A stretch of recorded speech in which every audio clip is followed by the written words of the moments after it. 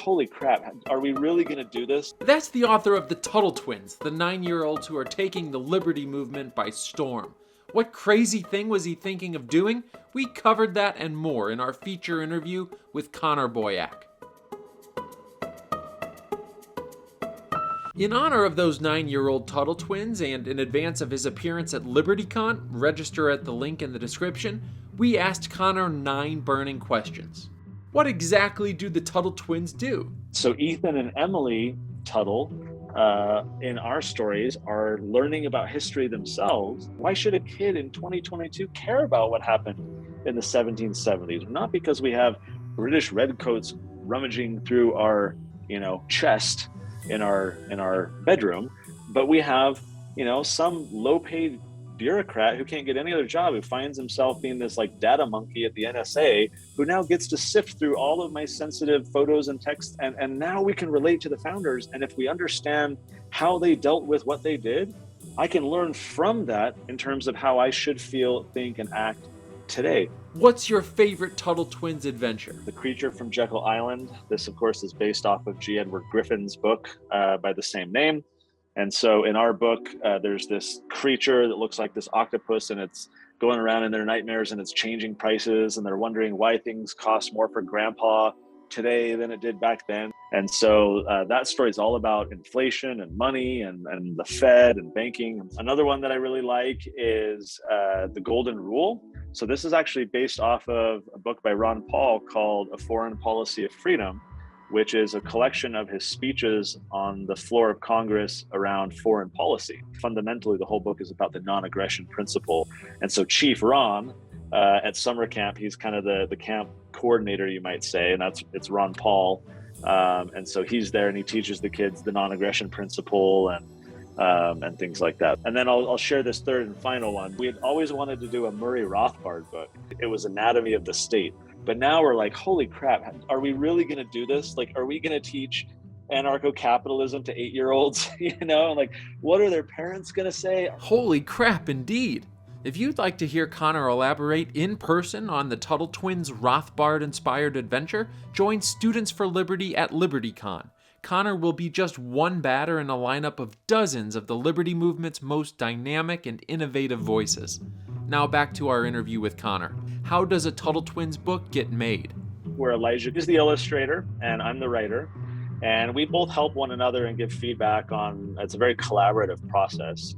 So we've got a very long list of books that we want to work on, but then every time as we go to start working on the next book, we have a conversation about, hey, a year ago or 6 months ago, we had decided to do this one next. Is that still the right decision? And so we're always kind of iterating and thinking through, like, what's the best book we could put out now that's most timely with what's going on right now. And so I'll start a script. I usually start with just bullet points, like here's the main concepts I want to get in, maybe some very light story structure around it, kind of go the rounds until then it's solid enough where Elijah can move forward with sketches. And so he'll kind of sketch out all the artwork. We'll lay in the text on the different pages to kind of say, does this make sense to like fit everything there?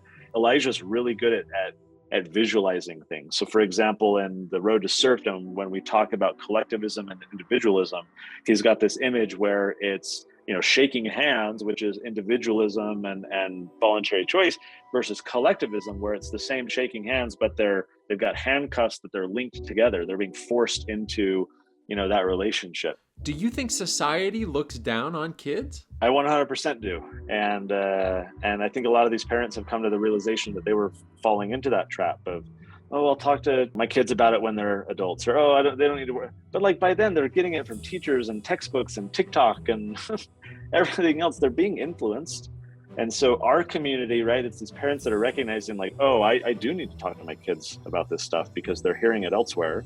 Other than TikTok, what are the most potent sources of information for kids? Oh, it's almost entirely social media these days.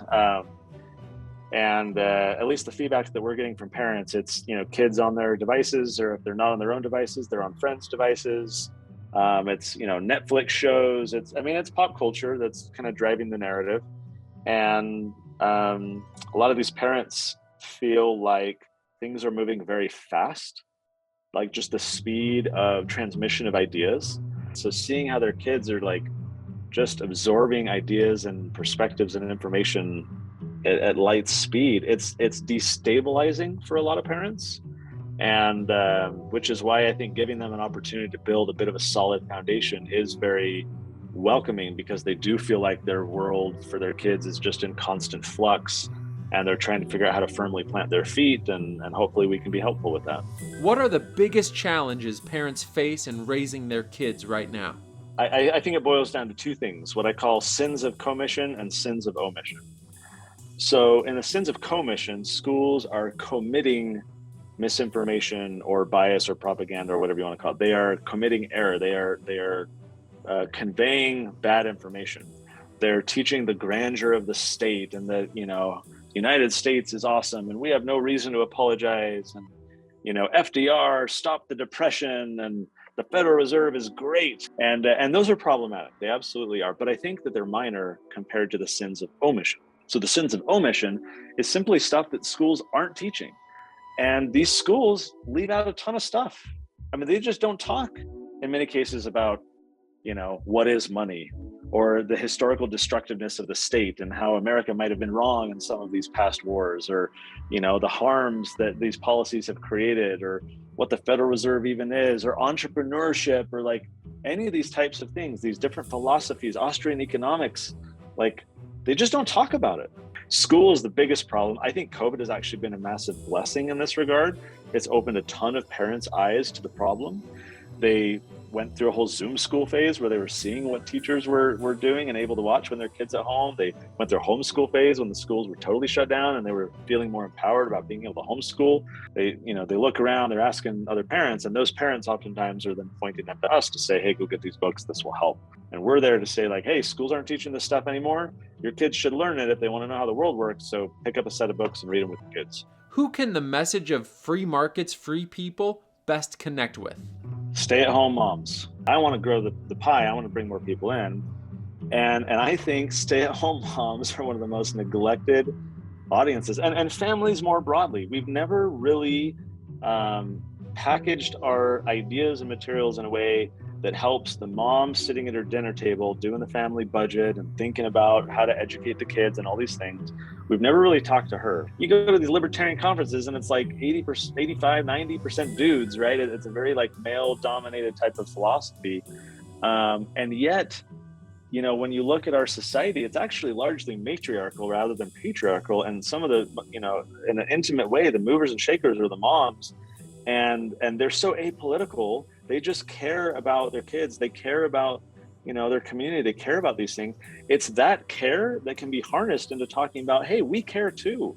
And we want your community to be strong. We want your kids to have an amazing future. We want these things for you. Here's some simple steps of what you can do to actually, help out and make a difference. It's not, hey, mom, we want to educate you about these things. Mom's busy. She ain't got no time to read, Leonard Reed or Bostad or anyone like that, right? But if it's about her kids, she will walk over coals, for her kids. So we can harness that and say, hey, we actually, want your kids to grow up in a safe, secure, prosperous world. Here's some ways that you can teach them about these things. And in the process, the moms are going to get passionate too. And they're going to get educated and, turn into these mama bears that will fight for liberty far better than a lot of the dudes who've been in our movement for a long time. What's the overall critical response been like to the Tuttle Twins? Response has been overwhelmingly positive. Exactly half of our audience are homeschoolers who love this for curriculum. They'll have their little classes or whatever, and they'll use our worksheets and different resources that we provide. And the other half are parents whose kids are in public, private, or charter school. They love the books and appreciate them because it's kind of a counter agent to all the crap they know their kids are getting subjected to in schools. And so these parents love it as a way to help their kids learn ideas that either the schools aren't teaching or are teaching the exact opposite of. And so, 99.9% of the response is just, praise. Where was this when I was growing up? Oh my gosh, my kids know more than most congressmen do. Just really, really good comments. Of course, we have our detractors. When you're thumping on socialism, the socialists won't really take that kindly. And so, we had CNN attack us, and the Current Affairs magazine, which is this socialist magazine, wrote this whole 8-page spread attacking our books. And And so, frankly, I wear those things as a badge of honor. It's showing that we're making an impact, that we're operating at a level now where we're attracting haters, and so there's haters out there. But I learned from Tom Woods and who he learned it from, Ben Settle, this email marketer, this concept of monetize your haters. And so when CNN attacked us, we turned that right around. We shared their attack with our whole audience. We sold, I think, like 50,000 books in a single weekend, just from that CNN article alone. So that's when I kept saying to people on Twitter, is like, if anyone has any contacts at MSNBC to get them to pile on us as well, I'd really appreciate it. So some might see detractors as a negative. I actually see it as a positive. What's the lasting message you want to share? So our ideas are more expansive. They're focused on big ideas. We use discussion questions a lot to try and prompt kids and their parents to talk about, okay, well, we just read about this idea. What are the implications of that? What does that mean when it comes to this policy, or what we should think about this? And it's great to get some of the feedback where parents are like, I've never thought about it that way before. Oh my gosh, I totally changed my viewpoint now that I understand the foundational principle. No one ever talked to me about that before. So that's the kind of aha moments that we're after. And if you're after aha moments too, remember, join Connor and Students for Liberty at LibertyCon. Visit libertycon.com to register.